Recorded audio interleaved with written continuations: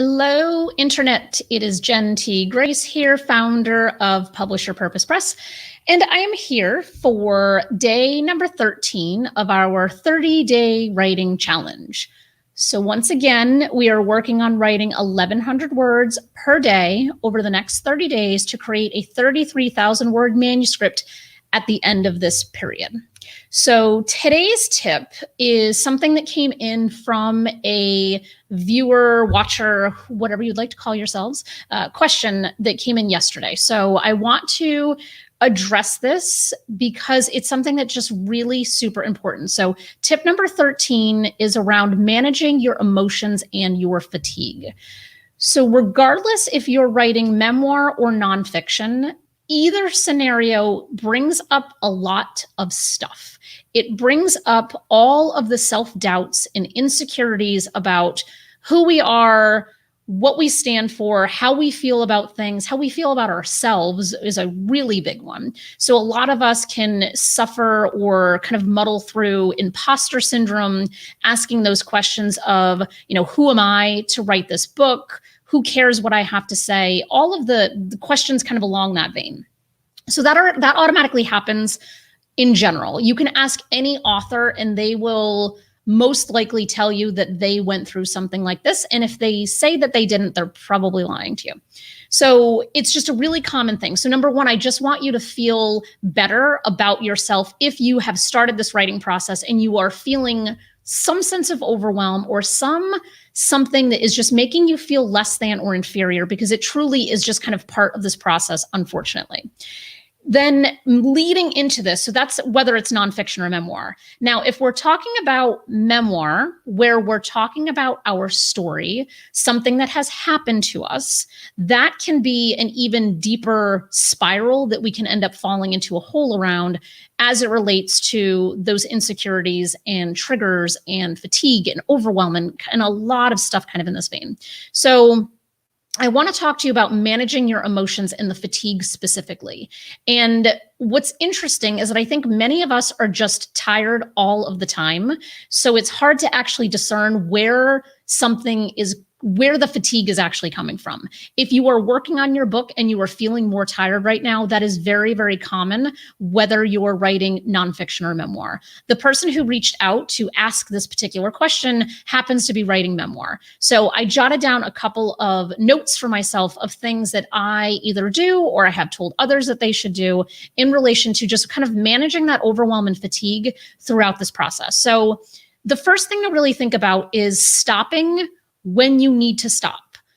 This can be difficult for type A folks or people who are perfectionist or people who are super competitive with themselves, i.e. me, where if I have a goal of getting 1,100 words done in a day, I really can turn neurotic, and I'm not encouraging you to do this as well, but I get really kind of crazed of like, I said I was going to do 1,100 words, I'm doing 1,100 words, and I get completely insane and out of control. And I'm like, and then once I do it, it's like, can check that off the list. I got it done. But what that does is it's unhealthy if you are struggling with something. So it's taken me a very long time to learn to stop when I need to stop. It's something that seems so basic and so elementary, but yet at the same time, it is so damn difficult to do, is when you are feeling overwhelmed or feeling fatigued or something is triggering you in regards to what you're writing, just stop. Pause your timer if you need to pause a timer. I like writing with timers because it kind of adds that inherent motivation and competition with myself to get something done. But when you're feeling that overwhelm, just stop. Again, it sounds really easy, but I know that it's easier said than done. The second thing is to pay attention to your body. And again, going back to like the fatigue, sometimes we're just so run down and tired all the time that we don't really know where the fatigue points are coming from. But when it comes to paying attention to your body, this can be even more difficult. So if you're writing something, and again, as I mentioned, for those just hopping on now, when we're talking about writing memoir in particular, it can get just really dicey in terms of the emotions and the triggers because you're reliving that experience, whether it's a traumatic experience or a happy experience, emotions are going to come up. When it comes to our bodies store emotions, memories, trauma within the body itself, in addition to in our memory. So if we're thinking about all of the things that go into this. Pay attention to your body. Pay attention to those feelings that you might be getting. And it might not be an emotional feeling. It might be just some weird cramp in your shoulder or a cramp in your leg or some weird sensation that you are not familiar. You don't just kind of feel often. Pay attention to those things because it could be your body trying to tell you something. And it's not that you have to do anything with what your body is telling you, because that is a whole other rabbit hole that a therapist can support you around. But knowing that you're feeling something and just making a mental note of it. Kind of going into both of these two things is that you can journal how you're feeling and what you're experiencing. So if you're stopping when you need to stop, but you're feeling like you just kind of stopped cold turkey and you feel like there's still some agitation in your system or, something that you still have to get off your chest, journal about it. So if you're writing on a computer in, Word or wherever you're writing, great. Journal with a physical pen and paper. It'll help you kind of change the flow and change the mindset. So instead of just journaling in that Word document itself, which you easily could, don't get me wrong, you easily could, but kind of break the routine and go grab a piece of paper, grab a journal if you have one. I would actually suggest dedicating a journal specifically for these purposes and just write down how you feel. Write down what you're thinking, write down why you're feeling emotionally fatigued, write down what your body sensations might be at the moment. Just write all of that down because it's giving you an outlet to kind of release that energy and tension from your body. And then try, and this is something, one of my tips here is actually finding a good therapist. And again, this isn't exclusive to just memoir. This absolutely translates to nonfiction too. We just beat ourselves up so much about not being good enough and people not wanting to hear what we have to say. When people do want to hear what we have to say, we have to get through our own clutter and baggage to kind of get there.